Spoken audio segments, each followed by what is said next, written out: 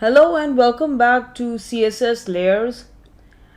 In the previous video we were talking about z-index, and if you remember, z-index is nothing but the inclined plane or the lateral line that crosses the x and y axis. If you have an x-axis here, you have a y-axis here, the z-index is this lateral line, and when you layer two shapes one on top of each other and you position the z-index unit, you are actually moving the layer in this direction and by the amount mentioned of the movement, by the unit mentioned that is supposed to complete the movement. So in this case we are going to talk about layers, and layers are directly related with the z-index concept. Okay, so CSS layers refer to applying the z-index property to the elements that overlap each other. So you have this red element here, red box, and you have a yellow box element, and if you want to layer them, this is how you're going to do it. Okay, before I begin, let's just go ahead and get into the body tag. Okay, and I'm going to create these two boxes. This is the output. This whole thing is the output of this program that I'm about to write. Okay, so let's start with the division tag. Style is equal to background color red. Okay, and place a semicolon. Width double colon 80 pixels. Okay, width is 80 pixels, semicolon, and we have height. You don't have to leave a space between anything, it doesn't matter, but you cannot add any kind of exclamation marks or any kind of punctuation that is not part of the HTML browser. Height is 100 pixels, semicolon, position relative. Okay, and you have to say top 10 pixels. Okay, and semicolon again. And what else are we going to define? Left is 80 pixels. So we're defining the dimensions of a rectangle, two sides equal at one time. And then we have the z-index, which is 2. Okay, and let's go ahead and place a semicolon with inverted commas closed and close the division tag.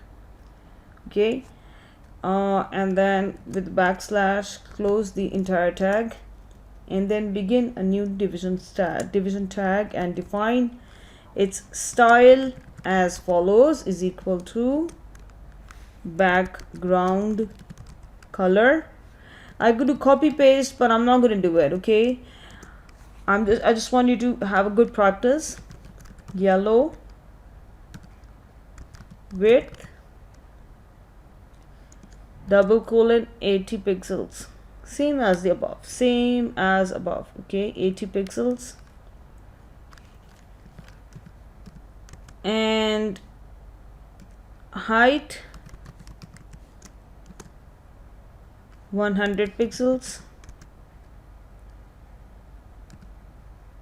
position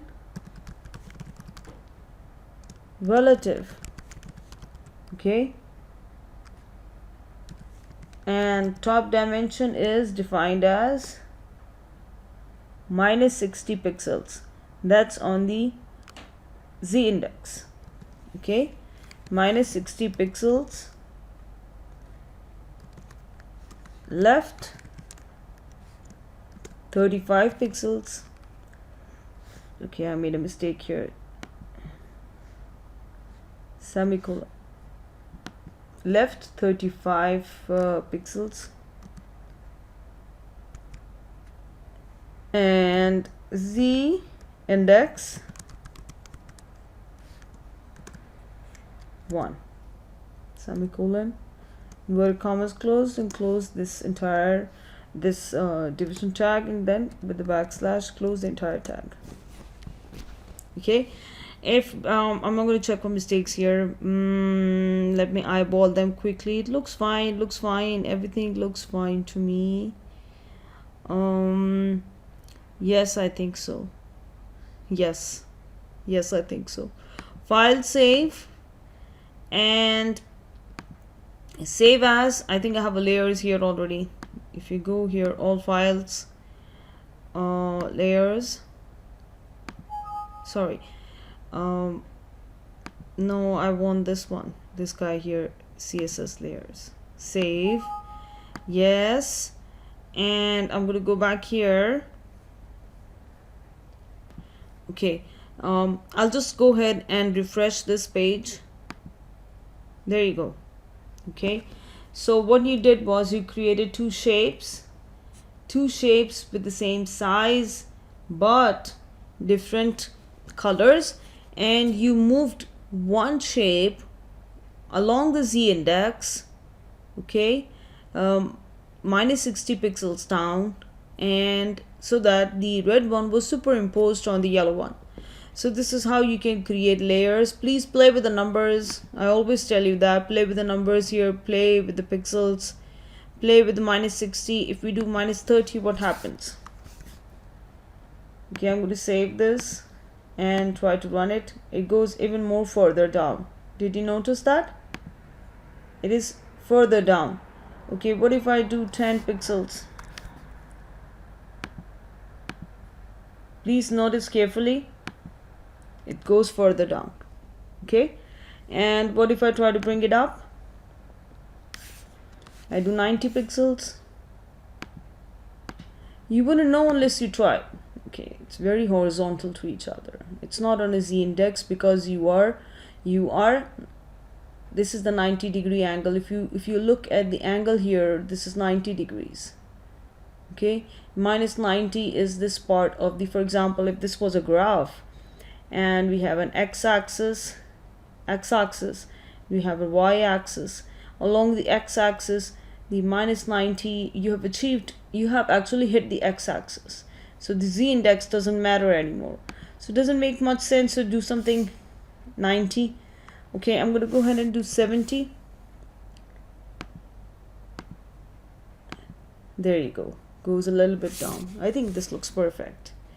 Okay, so with that, I'm going to end this video and end this entire course, HTML2, which was all about CSS programming.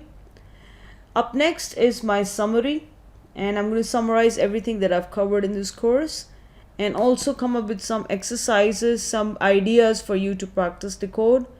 And as usual, you can always email me. I'm going to provide all the details in the next video. So coming up next is the summary of the entire course. Take care. Bye-bye.